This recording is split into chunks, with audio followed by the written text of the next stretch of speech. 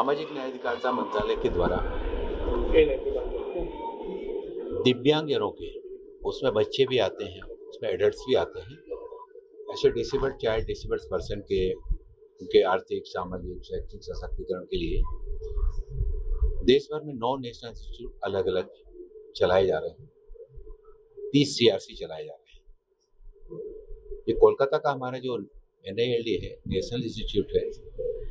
इस इंस्टीट्यूट के विजिट के दौरान मैंने देखा यहाँ पर बच्चों को, चाहे वो इंटेलेक्चुअल डिसेबल्ड बच्चे हों, चाहे वो दिव्यांग बच्चे हों, डेफ एंड डम्ब बच्चे हों, उनकी क्षमताओं का विकास करके, कुछ लो विजन वाले बच्चे भी हैं, ऐसे सारे बच्चों के अलग अलग क्षेत्र में उनकी पहचान करके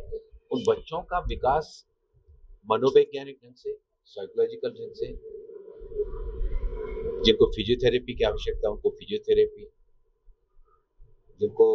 स्किल के माध्यम से उनको सशक्त किया जा सकता है उनको स्किल ट्रेनिंग दे करके, ऐसी बहुत सारी एक्टिविटीज यहाँ पर चलाई जाती हैं। साथ ही जो एडल्ट्स आते हैं, किसी का एक्सीडेंट हो गया है, किसी को पक्षाघात के कारण उसको लकवा लग गया, फिजियोथेरेपी के माध्यम से उनको कैसे ठीक किया जा सकता है। किसी का एक्सीडेंट में हाथ चला गया, पैर चले गए, तो उनको आर्टिफिशियल लिम्स भी यहाँ बनाए जाने की सुविधा प्रदान की जा रही है। और अभी पिछले दिनों यहाँ पर 3D स्क्रीन मैपिंग की सेवाएं भी यहाँ पर प्रारंभ की गई हैं, जिसमें पहले कई दिन लगते थे, एक कृत्रिम हाथ या पैर बनाने में कई दिन लगते थे, लेकिन अब वो 3D स्क्रीन मैपिंग की जो मशीन आ गई है, वो मशीन आ जाने से अब कुछ घंटे में पेशेंट आएगा, उसको कुछ ही घंटे में उसका आर्टिफिशियल हाथ और पैर जो है ना वो लग जाएगा। और वो इतना अत्याधुनिक तरीके से कम वजन वाला बनाया जा रहा है, लगाया जा रहा है। पहले जो पैरों के लिए बनते थे तो उसमें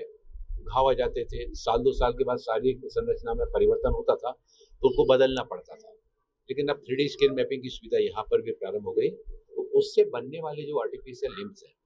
वो कृत्रिम हाथ पैर दिव्यांगजनों के जीवन में एक आत्मविश्वास का भाव लेकर आते हैं। 3D स्कैन मैपिंग वाले कक्ष में गया मैं, वहाँ पर मैंने देखा एक युवक के दोनों पैर एक्सीडेंट उसमें इलेक्ट्रिक शॉर्ट में चले गए थे और वो उसकी पढ़ाई भी छूट गई थी। लेकिन अब जब वो उसके दोनों 3D स्कैन मैपिंग से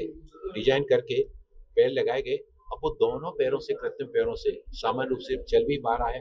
अपनी सारी एक्टिविटीज भी कर पा रहा है, फिर से उसने अपनी पढ़ाई प्रारंभ कर ली है और कुछ सीखने का काम भी प्रारंभ कर दिया है। एक और नौजवान जिसका एक पैर चला गया था एक्सीडेंट में, उसका भी पैर लगाया गया और दोनों नौजवान बड़े आत्मविश्वास के साथ में, प्रसन्नता के साथ में कि यह जो सुविधा यहाँ पर प्रारंभ हुई है, इससे जो हमारे कृत्रिम पैर लगे हैं, ये हमारे अंदर एक बड़ा स्वाभिमान का और गौरव का भाव लेकर आए हैं। हम तो स्वयं तो सक्षम हुए हैं, हम जो भी इस तरह की दुर्घटना से प्रभावित व्यक्ति हैं, युवा हैं, हम उनको भी बताएंगे कि NILD आप जाएंगे तो वहाँ पर NILD में ये सुविधा जो प्रारंभ हुई है, उससे आप फिर से और अपने अंदर का जो है ना संकोच का भाव और जो इन्फियरिटी कॉम्प्लेक्स है, इन्फियरिटी कॉम्प्लेक्स खत्म करके सरकार के द्वारा जो सेवाएं यहाँ से चलाई जा रही हैं, उन सेवाओं का लाभ लेते हुए वो अपने जीवन में आगे बढ़ें, दूसरों को भी आगे बढ़ने में प्रेरित करें। एक हमारा नौजवान जब किसी इस तरह की दुर्घटना में और जब हाथ या पैर खो देता है तो वो एक डिप्रेशन की में चला जाता है, लेकिन जब उसका हाथ पैर लगता है, एक नौजवान को मैंने देखा उसका पैर हाथ यहाँ से पूरा कट गया था और कट जाने के बाद यहाँ पढ़ने वाले ही एक विद्यार्थी ने, उसने एक सिस्टम ईजाद किया और आज वो कृत्रिम हाथ लगा करके वजन उठाने का काम भी कर पा रहा है और वो अपना मोटरसाइकिल चलाने का वो भी काम कर पा रहा है। मैंने उस विद्यार्थी को, उसका जॉब लग गया है, उसको हम हमारी जब नेशनल लेवल की मीटिंग होती है जिसमें सारे नेशनल इंस्टीट्यूट और हमारे CRC के सारे अधिकारी और सहयोगी उसमें जुड़ते हैं, साथ ही साथ LM को हमारा जो कारखाना है कानपुर में, जहाँ पर दिव्यांगजनों के लिए सहायक उपकरणों का निर्माण कार्य किया जाता है, वहाँ पर भी बात करके उस नौजवान को हम कानपुर बुलाएंगे और कानपुर में जो देश भर के लिए दिव्यांगजनों के लिए सहायक उपकरणों का निर्माण कार्य किया जाता है, वहाँ पर एक बैच को ट्रेनिंग दिला करके उस बच्चे का अभिनंदन भी मैं करूंगा कि उसने एक बहुत अच्छा, बच्चों के अंदर भी प्रतिभाओं की कमी नहीं होती है और उस बच्चे ने ऐसे व्यक्तियों के लिए, ऐसे युवकों के लिए जिनका हाथ चला जाने के बाद और वो बहुत निराशा के दौर में गुजर रहे होते हैं, उनके लिए उसने ये सिस्टम ईजाद करके एक अंधेरे में बहुत बड़ा प्रकाश लाने का काम उसके द्वारा किया गया है। यहाँ पर बहुत सारी चीज़ें देखने को मिली हैं, कई चीज़ों की तरफ हमारे यहाँ के जो अधिकारी हैं और हमारे जो सहयोगियों के द्वारा ध्यान में एनआईएलटी का और भी ज़्यादा इम्प्रूवमेंट करके यहाँ पर बड़ी संख्या में यहाँ आने वाले जो व्यक्ति हैं, जो हमारे युवक हैं, हमारी माताएं बहनें हैं, उनको इसका लाभ मिल सके। इसमें पश्चिम बंगाल के साथ ही साथ मैंने देखा कि यहाँ पर बिहार से भी बड़ी संख्या में जो लघु विकलांग पेशेंट आते हैं, यहाँ पर आसाम से भी आते हैं। तो ये आसपास के कई राज्यों के लिए डिसेबल्ड पर्सन के लिए बहुत उपयोगी केंद्र है और काफ़ी पुराना भवन है ये। उस पुराने भवन की मरम्मत के लिए भी निर्देशित किए हैं। एक प्रस्ताव इनके द्वारा दिया गया, तो उस प्रस्ताव के बारे में भी मंत्रालय में ये प्रस्ताव आएगा, उसके बारे में विचार करेंगे। पहले यहाँ पर बताया कि 2 साल पहले तक लगभग 150-200 पेशेंट ऐसे आते थे, लेकिन यहाँ पर अब डॉक्टरों की संख्या भी बढ़ाई गई है। डॉक्टरों को 9 बजे आने के बाद वो 6 बजे तक का उनका समय है, लेकिन उस समय तक भी अगर कुछ पेशेंट रहते हैं तो पूरे पेशेंट को अटेंड करना है। इस तरह के जब प्रयासों को आगे बढ़ाया गया, आज लगभग 500 के आसपास पर डे जो है यहाँ पर यहाँ की इस केंद्र की सेवाओं का लाभ लेने वाले पेशेंट की संख्या बढ़ी है और ये संख्या आने वाले इस दिनों में इसकी सेवाओं को और भी आगे बढ़ाया जाएगा, तो संख्या भी बढ़ेगी और लोग यहाँ आने के बाद संतुष्टिकरण का भाव लेकर जाएं। नर सेवा नारायण सेवा, इस भावना के साथ में देश के प्रधानमंत्री आदरणीय नरेंद्र मोदी जी की दिव्यांगजनों के प्रति उनके मन में बहुत संवेदनशीलता का भाव रहता है और उन्होंने ही पहली बार उनको, जो दिव्यांगजनों को पहले तरह तरह के शब्दों से संबोधित किया जाता था, उनको माननीय प्रधानमंत्री नरेंद्र मोदी जी ने ही और दिव्यांगता शब्द से संबोधित किया। उससे दिव्यांगजनों के मन में काफी गौरव का भाव आया था, आत्मविश्वास का भाव आया था कि देश के प्रधानमंत्री जी के द्वारा दिव्यांगजनों को, उनको इस तरह से सहानुभूति केवल नहीं बल्कि उनके जीवन में दिव्यांगजनों का सामाजिक आर्थिक शैक्षिक विकास कैसे किया जा सकता है। तो हम दिव्यांगजनों को सहायक उपकरणों का वितरण तो करते ही हैं, लेकिन उनके सहायक उपकरणों के साथ ही साथ हम अपने इन 9 नेशनल इंस्टीट्यूट से उनके एजुकेशन, दिव्यांगजनों को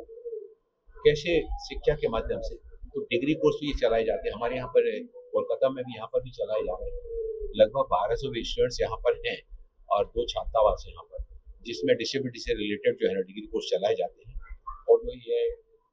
ये बहुत बड़ी उनके लिए जीवन में, तो वो डिग्री लेकर जब आगे बढ़ते हैं तो उनको जॉब अपॉर्चुनिटी के अवसर भी बड़ी संख्या में मिलते हैं। और आज स्पेशल एजुकेशन की बात हो या डिसेबिलिटी की बात हो, देश में तो आवश्यकता ही है,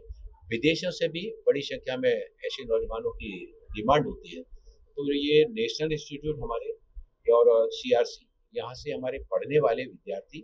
जहाँ शिक्षा के साथ जुड़ते हैं, वही डिसेबिलिटी के फील्ड में उनको रोजगार अपॉर्चुनिटी के भी अवसर भी उनको मिल रहे हैं। सर पॉलिटिकल क्वेश्चन कर सकते हैं? सर एक क्वेश्चन है इसी को लेके, आप बोल रहे थे बिहार और आसाम से जो लोग आ रहे हैं उनकी रहने और खाने पीने की जो बच्चों के साथ माता पिता आते हैं उनकी भी व्यवस्था क्या काफी लोग कर रहे हैं? हमारे पास जितनी संख्या में सुविधाएं हैं वो यहाँ पर की जाती हैं और इसके संबंध में भी बात हुई, आपने सही बिंदु की तरफ ध्यान आकर्षित कराया है कि बिहार और वहाँ से आसाम से आने के साथ ही साथ पश्चिम बंगाल के भी जो रिमोट एरिया से आते हैं, तो रिमोट एरिया से जो गरीब व्यक्ति आते हैं, अपने बच्चों को लेकर आते हैं, तो यहाँ आने के बाद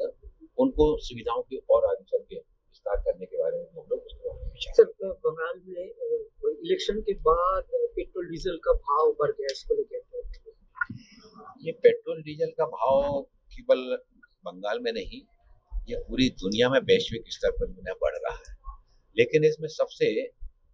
विचारणीय मुद्दा ये है, सबसे प्लस पॉइंट ये है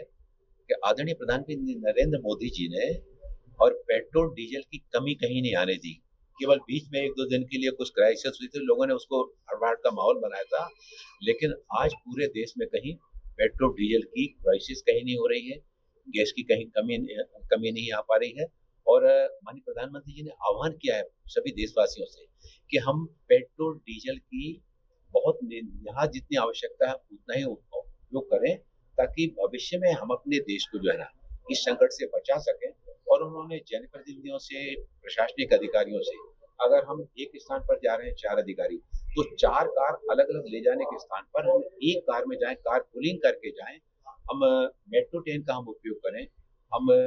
पब्लिक ट्रांसपोर्ट का उपयोग करें और पब्लिक ट्रांसपोर्ट का उपयोग करके जब जनप्रतिनिधि और प्रशासनिक अधिकारी इस तरह से पहल करते हैं, तो बाकी लोगों को भी उसके लिए प्रेरणा मिलती है और माननीय प्रधानमंत्री की अपील का सारे देश में असर भी हुआ है।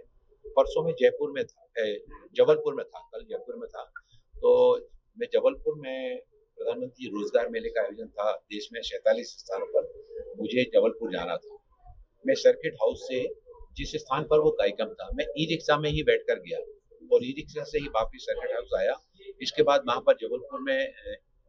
2 एक स्थानों पर जाना था और कार्यक्रमों के माध्यम से, तो मैंने ई-रिक्शा का ही उपयोग किया और आपके जितने भी साथी हैं, हमारे मीडिया के हमारे जो मित्रगण हैं, उनको जब ये जानकारी मिली, वो सारे के सारे फिर वहाँ पर पहुँचे और उन्होंने कहा कि आपसे कुछ बातचीत करना चाहते हैं, तो हमने कहा चलिए आप सबसे सर्किट हाउस बैठकर आराम से ठंडे में बैठकर चर्चा करेंगे। बोले नहीं, आप जो ई-रिक्शा पर जा रहे हैं, यहीं आपसे बात करना चाहते हैं और उसको फिर मैंने भी दिन भर वहाँ पर रहा तो ई-रिक्शा का भी उपयोग किया और दूसरे दिन सारे प्रिंट मीडिया, इलेक्ट्रॉनिक मीडिया में उसका काफ़ी उल्लेख भी किया गया